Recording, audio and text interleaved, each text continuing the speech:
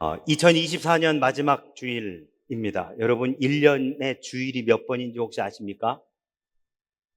네? 1년의 주일이 52번입니다. 52번입니다. 저는 오늘 말씀을 준비하면서 저는 이 연말, 물론 이제 뭐 연초에도 그렇지만, 주중에도 우리 예배가 있잖아요. 지금 성탄 주일도 있고, 내일 모레 송구영신 예배도 있고, 이렇게 스페셜 한 예배를 드릴 때는 조금 더 제가 집중해서 설교를 준비하는데, 설교를 준비하다가 이 설교 준비해야 되는 양이 많아지고 하면 가끔 이렇게 러쉬 해야 될 때 오히려 설교 준비가 안 될 때가 많이 있습니다. 그럴 때면 저는 오히려 컴퓨터를 끄고 조용히 눈을 감고 묵상하는 습관이 있습니다. 오히려 그럴 때 설교를 빨리 해야 되겠다고 이렇게 저렇게 하다가는 그 집중력, 뭐랄까요, 포커스 온 하지 못하는 경우가 있어서 차라리 그럴 때는 컴퓨터를 다 끄고 조용히 묵상하는 경우가 있습니다. 오늘 말씀을 준비하면서 조용히 묵상하는 중에 1년 52주일을 지나오는 우리들에게 문득 이런 이미지가 떠올랐습니다. 화면을 한번 보실까요? 바로 이건데요. 이게 뭐죠? 징검다리입니다. 징검다리. 마치 1년이라는 시간 속에 52개의 징검다리를 건너온 듯한 느낌. 그리고 이제 마지막 하나, 52번째 징검다리 위에 올라서서 이제 한 걸음을 더 내디디면 새로운 시작이 되어지는, 바로 한 걸음 더 내디디면 새로운 시작은 되지만 첫 번째 징검다리가 다시금 시작되어지는 바로 그 시점에 우리가 서 있는 것이 아닐까라는 생각을 해보게 됐습니다. 네, 여러분, 징검다리가 지금 보이시는 저 징검다리는 그래도 안전한 거예요. 물론 돌 하나만 놓여져 있는 그런 징검다리, 그래서 흔들흔들 밟으면 흔들흔들 거리는 징검다리도 없지는 않습니다만, 지금 보이는 저런 징검다리를 건널 때면 언제가 위험할까요, 여러분? 징검다리 위에 서 있을 때보다 징검다리와 징검다리 사이를 지나갈 때가 훨씬 더 위험합니다.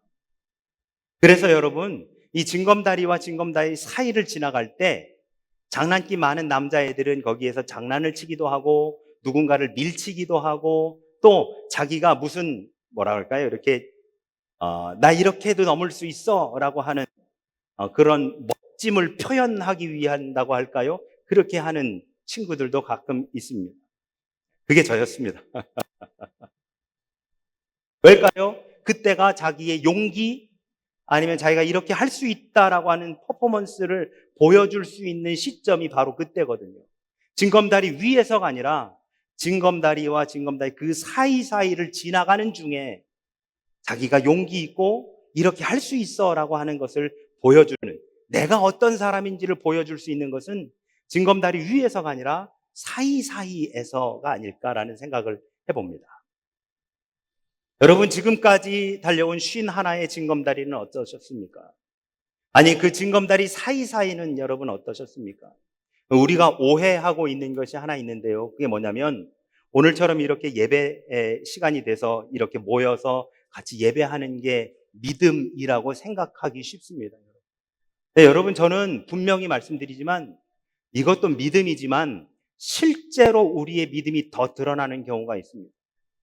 주일날 예배 자리에 모이고 성탄절 혹은 송구영신 이렇게 평일날도 예배 자리에 모이고 또 성경 공부한다고 GBA나 이렇게 평일날도 모이고 기도회 시간에 모이고 하는 것이 우리의 믿음이기도 합니다만, 우리의 믿음이 진짜 드러나는 것은 바로 그 예배의 자리에서 그 다음 예배의 자리에 이르기까지 그 사이가 바로 우리의 믿음이 드러나는 시간이 아닐까요?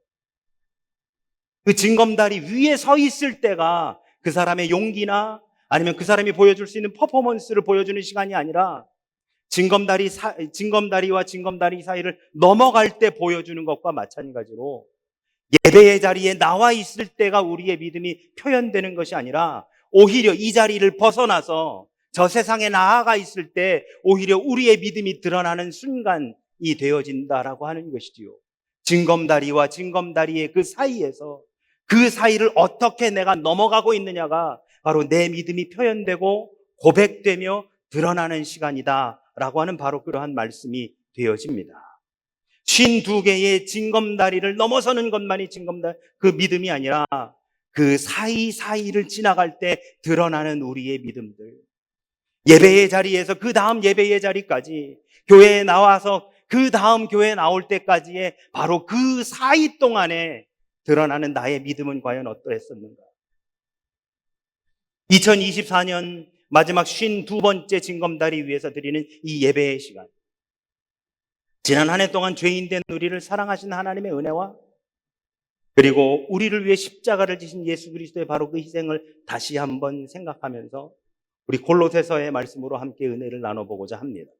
여러분, 우리는 흔히 나는 능력이 없고 아무 공로도 없고 지혜도 없고 어리석어서 우리가 할 수 있는 것은 아무것도 없습니다 라고 하며 우리를 스스로 겸손하게 그렇게 표현합니다. 그렇기 때문에 문제는 그러한 우리들에게 성경을 읽다 보면 하라는 게 참 많아요. 하라는 게 너무 많아서 때로는 우리가 교회 안 다니는 분들한테 교회 가자고 하면 그분들이 제일 먼저 하는 얘기가 뭐냐면 교회 다니면 하라는 것도 많고 하지 말라는 것도 많았어. 근데 비단 교회에 다니지 않는 분들한테만 그런 말씀이 부담스러우냐? 그렇지 않습니다. 교회를 다니는 우리들, 지금 여기 앉아있는 우리들, 심지어 목회자인 저한테도요, 성경 말씀에서 해라 하지 마라 라고 하는 그러한 말씀들이 저한테도 대단히 부담스럽습니다.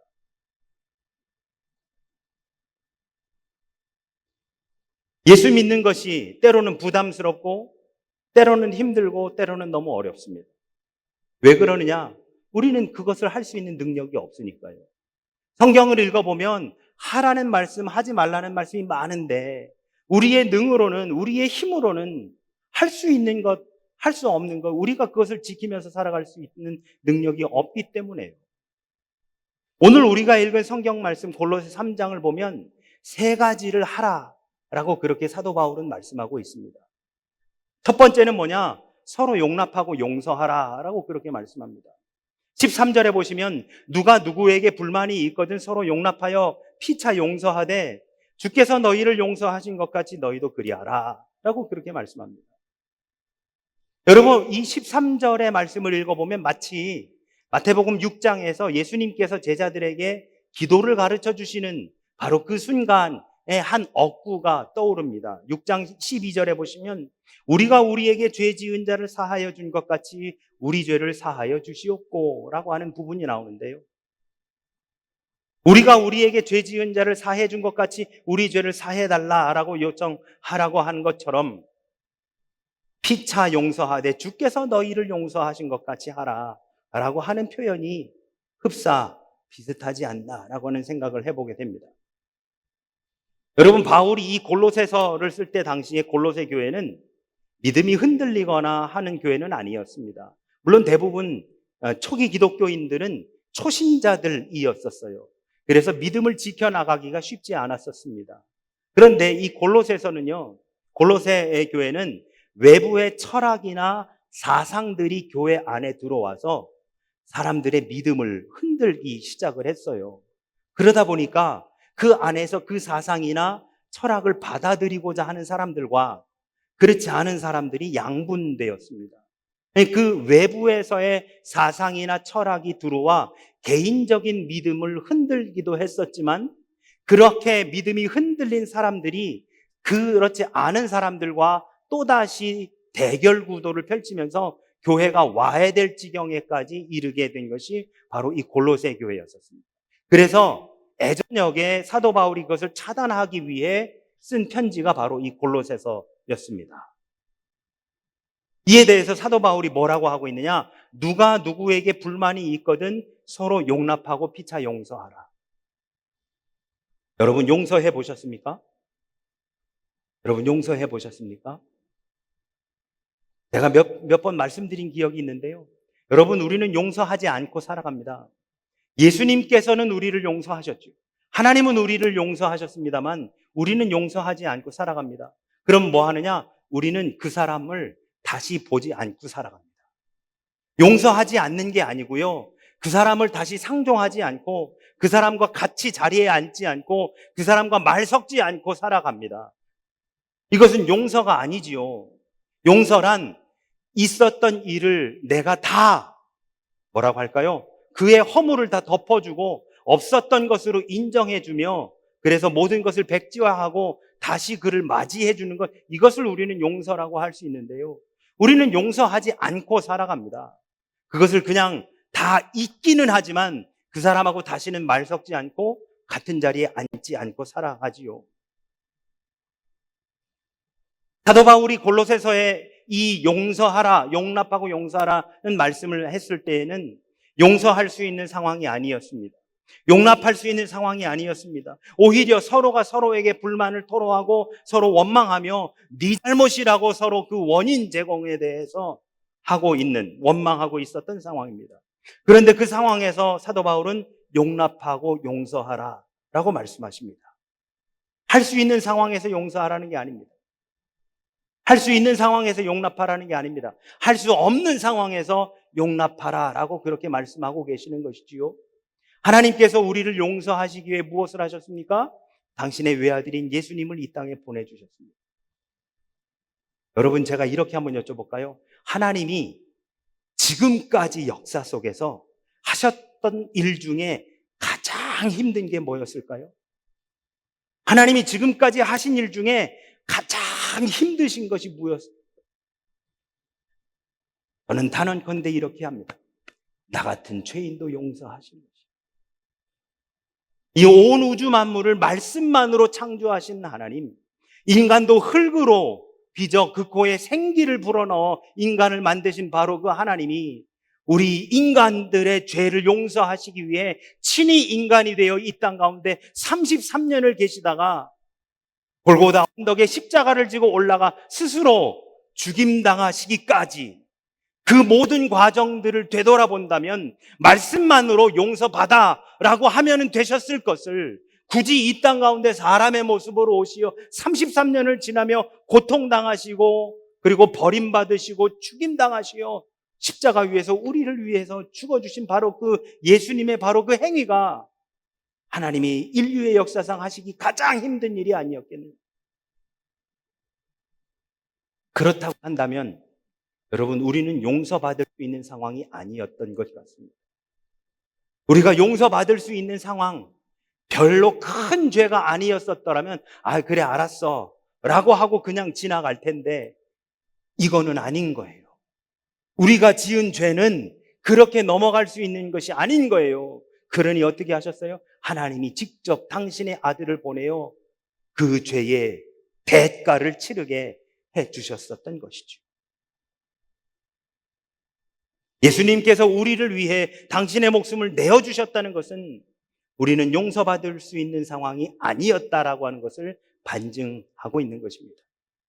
두 번째로 사도 바울은 서로 사랑하라라고 그렇게 말씀하고 있습니다. 14절에 보시면 이 모든 것 위에 사랑을 더하라고 말씀합니다. 여러분, 우리는 이 땅을 살아가면서 참 많은 사람들을 만납니다.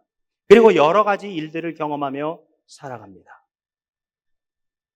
우리가 만나는 사람들 가운데는 사랑할 수 있는 사람도 있고 사랑할 수 없는 사람도 있습니다.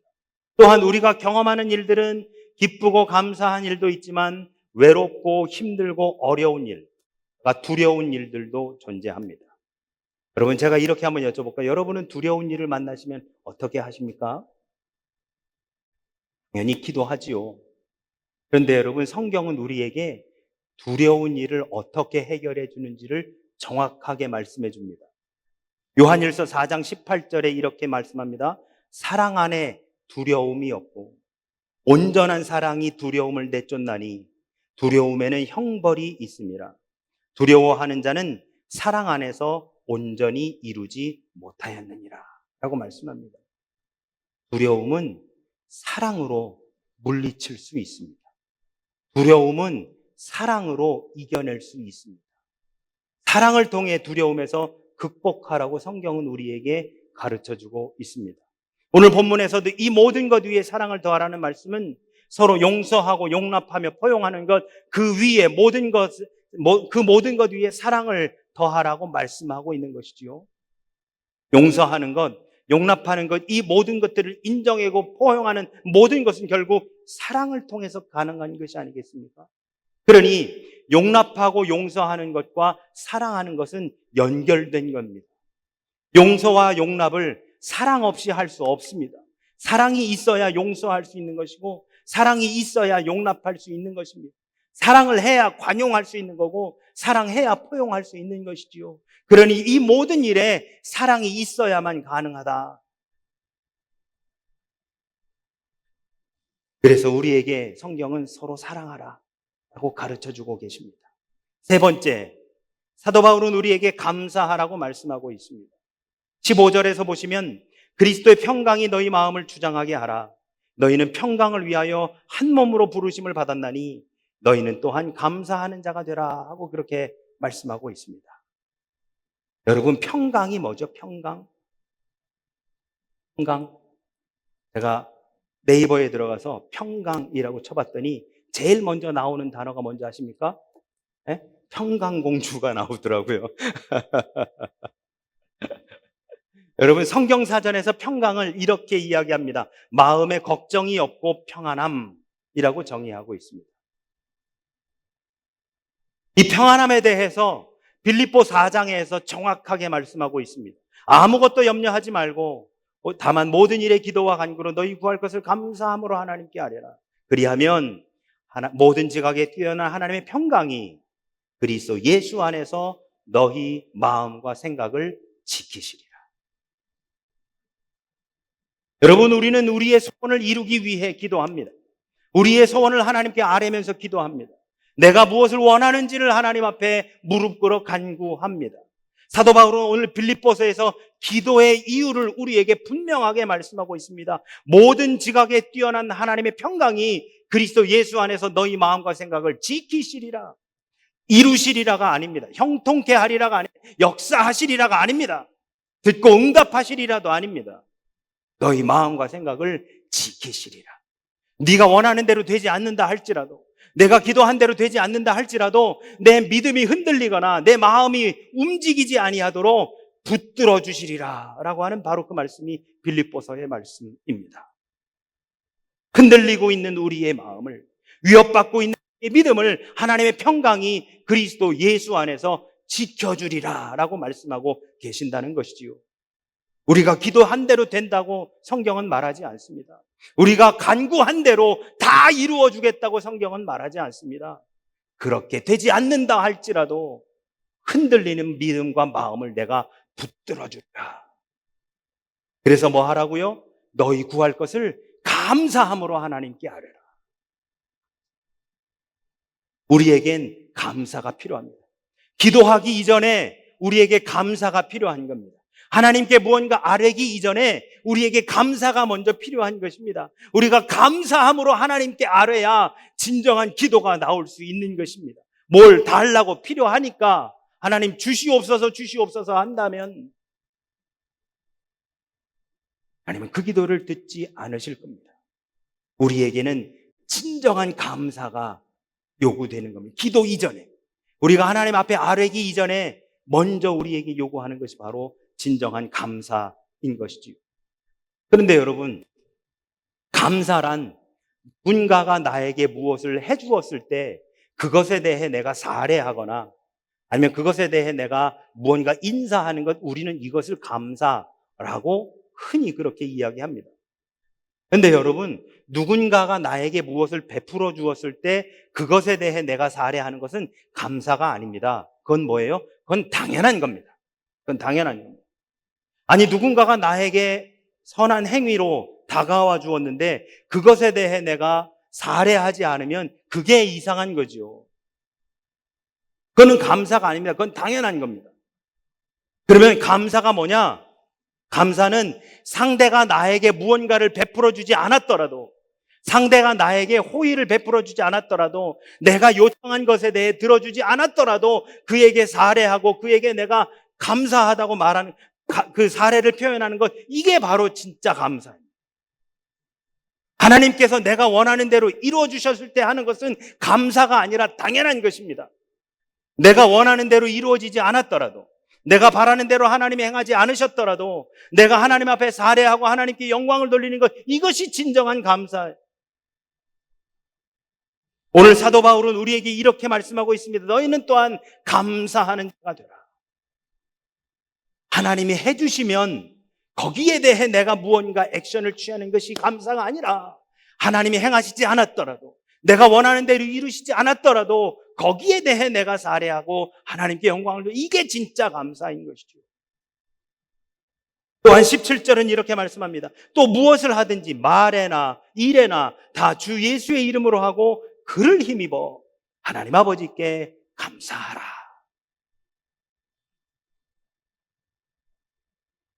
여러분, 예수 그리스도를 힘입어 무엇인가가 할 수 있는 것, 이게 우리에게 감사의 조건이 되어야 해요.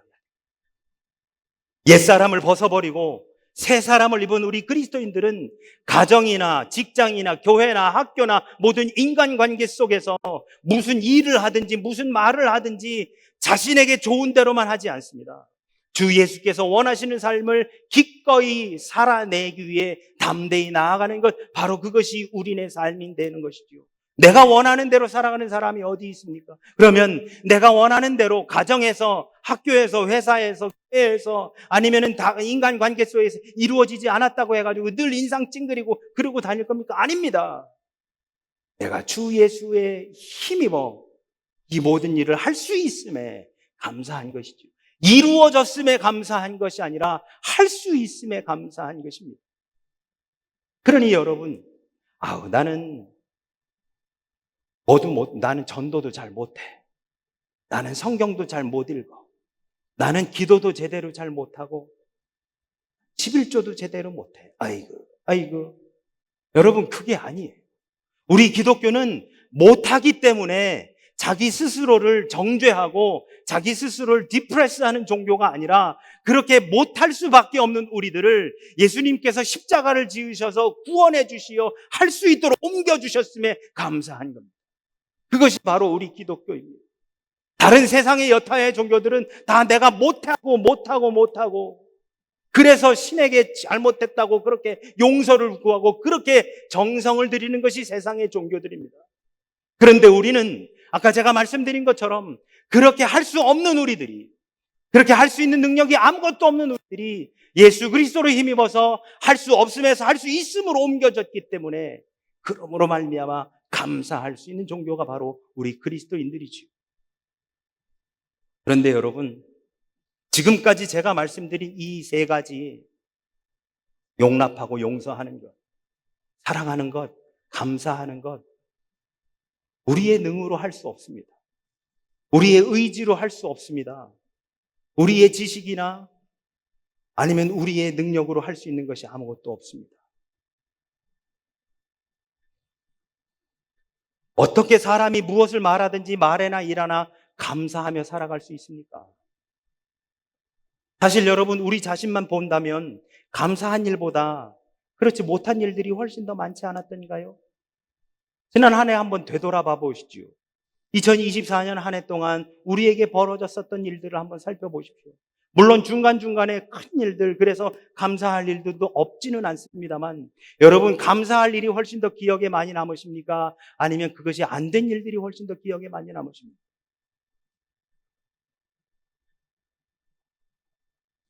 사도 바울은 우리가 감사할 수 있는 이유를 분명히 말해주고 있습니다. 비록 한 해 동안의 우리의 삶은 그렇지 않은 일들, 감사할 수 없는 일들, 그래서 나아가 불평과 불만을 갖기 쉬운 그런 우리들의 삶의 발자취를 볼 수밖에 없는 상황이 우리들의 상황이지만, 사도 바울은 분명히 우리에게 말씀하고 있습니다. 우리는 예수 그리스도 때문에 감사할 수 있다는 거예요. 하나님의 자녀는 예수 그리스도 한 분만으로도 무슨 일에든지 말에나 일에나 다 감사할 수 있는 존재가 이미 되어버렸다라고 하는 것이 오늘 골로새서에서 사도 바울이 우리에게 하는 말씀입니다. 우리가 예수 그리스도를 힘입어 하나님 아버지께 감사할 수 있는 원리가 바로 이것이지요. 비록 건강은 조금 나빠졌지만 하나님께서 예수 그리스도를 통해서 우리에게 새로운 생명을 주셨기 때문에 웃을 수 있으며, 사업이 조금 힘들고 직장에서 어려움에 처해 있어도 여전히 내 삶에 참 소망 되시는 그 은혜가 함께 머물고 있기에 미소를 지으며 다시 한번 일어날 수 있는 것이고, 가정에 어려움이 있어도 바로 예수 그리스도께서 우리 가정의 가장 되시었기에 모두가 한 마음 한 뜻으로 손에 손을 부여잡고 일으켜 주고 일으켜 세우며 함께 나아갈 수 있는 것입니다. 바로 이것이 예수 그리스도를 힘입어 사는 바로 그리스도인들의 모습이 되어지는 것이지요. 용서와 용납, 사랑과 감사의 삶을 살라고 하는 사도 바울의 말씀을 우리는 우리의 이름으로, 우리의 능력으로, 우리의 힘으로 하는 것이 아니라 예수 그리스도를 힘입어야 비로소 그것이 가능한 것, 이것이 우리에게 감사가 되어지는 것입니다. 사랑하는 우리 영광의 성도 여러분, 2024년 마지막 52번째 징검다리 위에 서 있는 우리들에게 하나님이 요구하고 계시는 것이 무엇일까요? 이제 한 걸음만 더 떼면 이제 마지막 52번째 징검다리를 건너가게 됩니다. 그리고 우리는 또다시 첫 번째 징검다리 위에 서 있게 되어집니다. 지금 이 징검다리에서 다음 징검다리로 넘어가고자 하는 우리들에게 진짜 하나님이 요구하시는 것은 그 51개의 징검다리를 내가 너와 함께 했어 라고 하는 바로 그러한 음성, 그리고 그것에 대해 아멘, 주님 그렇습니다 라고 고백할 수 있는 우리의 믿음과, 그리고 그 주님이 앞으로 우리에게 펼쳐질 또 52개의 징검다리 가운데에 우리를 붙잡아 주실 거라고 하는 바로 그 믿음으로 한 걸음 다시 떼어 나아가는 바로 결단이 우리에게 필요하지 않을까 생각해 봅니다. 그렇게 하기 위해 우리에게 가장 필요한 것은 예수 그리스도를 힘입는 것입니다. 17절은 이렇게 말씀합니다. 그를 힘입어 하나님 아버지께 감사하라. 우리를 사랑하셔서 우리의 힘으로는 아무것도 할 수 없는 그러한 죄인된 우리들을 구원하시기 위해 십자가에 달리신 바로 그 주님, 그로 말미암아 할 수 없음의 존재들이 할 수 있음의 존재로 옮겨진 바로 그 은혜, 죽을 수밖에 없었던 우리들이 살아난 것만으로도 감사한데 하나님의 자녀라고 하는 새로운 신분을 허락하신 이 놀라운 은혜, 그 은혜를 베풀어 주신 주님께서 우리에게 이렇게 말씀해 주십니다. 마태복음 28장 20절, 볼지어다 내가 세상 끝날까지 너희와 항상 함께 있으리라.